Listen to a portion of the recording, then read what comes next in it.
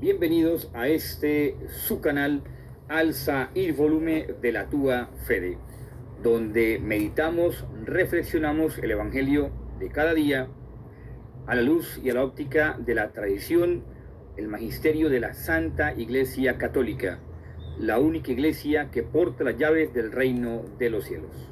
Bienvenidos.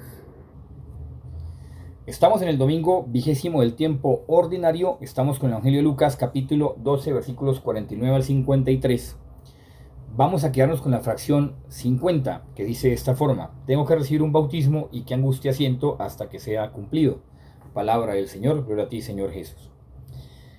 Vamos de antemano a mirar la patrística, el magisterio, la doctrina de la Santa Iglesia Católica, partiendo de una corriente herética llamada gnosticismo, que se puede llamar desde la primitiva comunidad cristiana, inclusive la formulación precristiana, es decir, antes de la venida del Mesías, de nuestro Señor Jesucristo, que se mantenía esta corriente.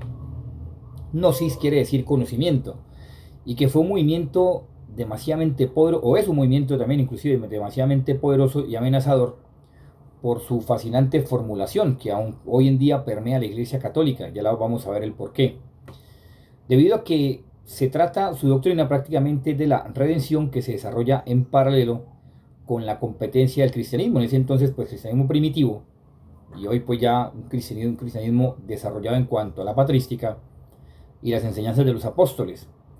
Que esta competencia con el cristianismo es basada prácticamente en tres cosas o en tres principios, que es tomando en cuanto a lo elemental de la situación del hombre en el mundo, que explica precisamente la acción del mal en el mundo y su posibilidad de salvación. Son tres fundamentos como tal que tiene el gnosticismo, que son, usted lo ve y dice, bueno, sí, de pronto puede tener razón, pero son muy perversos. Ahora, ¿qué es lo otro que nos interesa? Que dentro de esa misma corriente se atreven a decir que Cristo, como Cristo supuestamente no murió en la cruz y que no redime el pecado al mundo, sino porque se delimitan simplemente a pensar que Cristo no es culpable del mal, y lo exponen de esa misma doctrina, que al mismo tiempo, como no es culpable del mal, entonces simplemente se limitó simplemente a revelar su evangelio en cuanto al saber necesario para la redención del hombre, es decir, que cada uno de nosotros nos salvemos debido a la estructura del evangelio. ¿No le suena algo muy parecido como a lo protestante, como a los testigos de Jehová? ¿No le suena muy parecido? Bueno, son corrientes muy parecidas. Por eso les dije al principio, les expuse al principio, que hoy en día se veían esas metodologías. Bueno, para ir cerrando, finalizando esta acción gnóstica, que es algo perverso, como bien lo he dicho, ¿no le parece algo tinte protestante, tinte testigo de Jehová, tinte de esos acercamientos? Aparece una acción que es la famosa apojatástasis, que es conocida como la tercera afiliación y reconducida.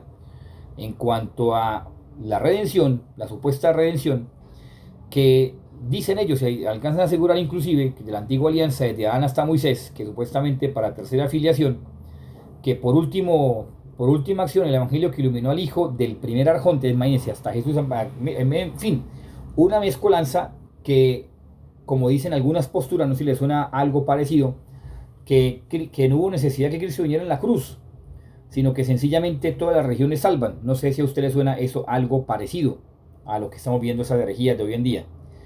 Que, como bien he dicho al principio, permea el cristianismo, inclusive hoy se ha permeado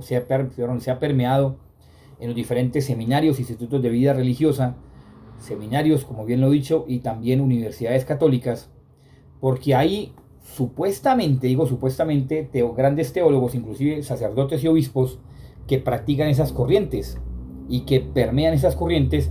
Algo tan simple como que usted vaya a misa o usted simplemente vaya a un curso de oración y le digan respire tranquilo, abra sus manos, haga esta posición, una cosa y otra. Son cosas tan simples, tan sencillas, que usted ahí le está abriendo el camino al diablo para que lo confunda.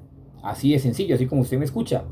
Porque, ¿qué? Porque ellos confunden la espiritualidad católica y acercan, como dicen las corrientes gnósticas en sus diferentes estructuras, que son diferentes estructuras, que inclusive agregan filosofía platónica, mitología, judaísmo, y las famosas corrientes orientales, como el brahmanismo, judismo, hinduismo, inclusive hasta chamanismo, todas esas cosas, que la gente no se da cuenta, y eso ha permeado la Iglesia Católica, lo ha permeado. Por eso su santidad Benedicto decía, ya los enemigos de la Iglesia no están por fuera, están por dentro de la Iglesia, porque han apostatado de su fe, aún sin saberlo, porque la apostasía no solamente llegar a decir usted que uno cree en Cristo, no, es simplemente practicar cosas que denigran y denotan que usted para nada quiere seguir a Cristo. Eso es también una apostasía. Usted dirá, no, pero es que es muy radical. No, no es radical, es lo que enseña la doctrina de la Iglesia. Porque estos padres de la Iglesia, inclusive vuelvo y digo, Atanasio, también Epifanio, Irineo, Hipólito, Clemente Alejandría, inclusive podemos también nombrar a Tertuliano, fueron los que en verdad dieron y muchos más, dieron sus aportes desde la misma sabiduría para contrarrestar esta herejía, que fueron de forma antagónica a esta corriente, y que usted lo puede encontrar hoy gracias a esa fe ortodoxa de la tradición de la Iglesia, que ellos postularon y sostuvieron la Iglesia como pilares para que no derrumbaran a los diferentes creyentes de aquel entonces. Bueno, inclusive hoy en día también. Bueno, ahora, como dice San Irineo en la famosa demostración de la enseñanza apostólica. Bueno, ahora, ¿qué es lo que nos interesa? Como bien he dicho, estos sacerdotes y estos obispos hacían parte de una lista negra de la Iglesia, que fueron extraídos de ahí. Lastimosamente fueron sacados de ahí y presupuestados como supuestamente corrientes de meditación, de corrientes de espiritualidad, que es, como bien he dicho, simplemente tergiversan el mensaje de nuestro Señor Jesucristo, lo tergiversan y hacen hasta para vender en sus diferentes cosas, porque enseñan todo menos cristianismo. Confunden a la gente, bueno, dividen. Ahora, ya con este presupuesto, ahora sí podemos entrar dentro del texto del Evangelio, porque, como bien dije al principio, este fragmento de Lucas, los gnósticos lo tomaron, o se querían apropiarse, como decir que es de ellos. No, este texto es de Lucas, y como bien sabemos, los copistas lo pasaron al griego, pues los gnósticos lo vieron fácil, dijo, no, pues este fragmento es de nosotros. Y resulta que, con supuestamente el mensaje, en fin, pero no, la veracidad de la Iglesia en cuanto a sus investigaciones, sus indagaciones, decretaron, es de Lucas, por la acción en hebreo. En fin, bueno, acción en hebreo, y que lastimosamente ciertos, inclusive hay una cuestión bastante, diría yo, bueno, pues como para fijarse uno en cuanto a la famosa biblioteca que apareció supuestamente gnóstica de Nag Hammadi. Bueno, en fin, una cosa ahí por el lado de Egipto, que no entro para nada, porque no es de mi interés entrar ahí, porque simplemente es mayor confusión para el creyente, para las personas, que son detonantes para que simplemente la gente piense cosas que no son, y se extravíe de la sana doctrina. Bueno, por el contrario, cuando dice Lucas, que me voy a quedar con esta fracción, y que angustia siento, se puede decir que un 80% de la traducción es literal, con el término hebreo que él utiliza, el término ragashani. El término ragashani quiere decir, o mejor dicho, expresa de esta forma ragashani, que no, Cristo no está hablando por él, está hablando por la humanidad. Ragashani está diciendo él, que tomó humanidad, se hizo hombre, pero que esa humanidad de Cristo es santa. Ahora pasa a hablar precisamente de la humanidad en general, es decir, de cada uno de nosotros, que esa humanidad en Cristo es santa, de forma que lo que altera esa humanidad es la parte mala. Entonces está hablando de Aragashani, quiere decir de esa parte buena de la humanidad, esa parte santa de la humanidad, pero que esa parte santa de la humanidad lastimosamente tiene que pelear contra la parte mala de la humanidad. O sea, mala de su misma humanidad, es decir, es como si usted estuviera un ser de luz, o sea, una persona buena, pero que tuviera, haga cuenta como si estuviera su espalda manchada, llena de negro. Haga de cuenta eso, que usted fuera una persona muy pulcra, muy limpia por su parte, por su perfil, por su parte frontal, blanca, reluciente, y por su espalda negro. Eso es más que todo lo que está viendo Ragashani. Entonces, ¿qué quiere decir Ragashani? Que primero Cristo no está hablando de él propiamente, está hablando de la humanidad. Esa humanidad que es buena, pero que tiene o lleva consigo lo malo. Y que eso malo, como el término Aragá quiere decir también falta de conciencia, falta de entendimiento, falta de intelecto, más que todo entendimiento, entonces tal vez la persona no se da cuenta que lo lleva en su espalda. Y eso produce, porque la palabra también raga quiere decir el roce, quiere decir cuando la presurización, pues como más que todo es como el roce entre dos superficies que produce chispas. Y que si la persona no se da cuenta de lo que está cargando, es decir, de esa parte mala que está llevando, pues precisamente va a producir más roce. ¿Por qué? Porque de ahí sale entonces la maldad en el mundo. Porque Cristo está hablando es de, como dice, no vengo a traer paz sino división. Y no es porque Él quiera que haya peleas, porque Él es el príncipe de la paz, sino sencillamente cuando el hombre es inconsciente de lo que está llevando en su espalda, es decir, su parte buena es un hombre bueno, una mujer buena, pero si no sabe lo que está llevando en su espalda y no está dispuesto a cambiarlo, eso produce roces. Por eso está hablando del bautismo. El bautismo se sabe que cuando se bautiza la persona, se vuelve hijo de Dios, es decir, deja de ser criatura para ser hijo de Dios, y no porque no deja de ser criatura, claro, es criatura, sino simplemente para explicarme de forma más sencilla, usted ya después del bautismo es hijo de Dios, deja simplemente, o sea, se libera usted de Satanás, para hacerme entender mejor, y se vuelve hijo de Dios. De forma que ese Ragashani está hablando Cristo de la humanidad en general, que Él es bueno y que ha asumido la humanidad y que la humanidad es buena. Pero esa parte mala que la humanidad carga consigo es lo que hace que produzca fricción y entonces se forme el mal en el mundo. De forma que si usted no es consciente de lo que usted hace, de lo que usted es y de lo que usted tiene a sus espaldas, entonces muy seguramente usted entrará en peleas y en división. Eso es lo que está hablando el famoso término Ragashani. De modo que Ragashani, ya para ir finalizando, nos está advirtiendo Lucas que tenemos que ser porque está hablando primero en forma personal.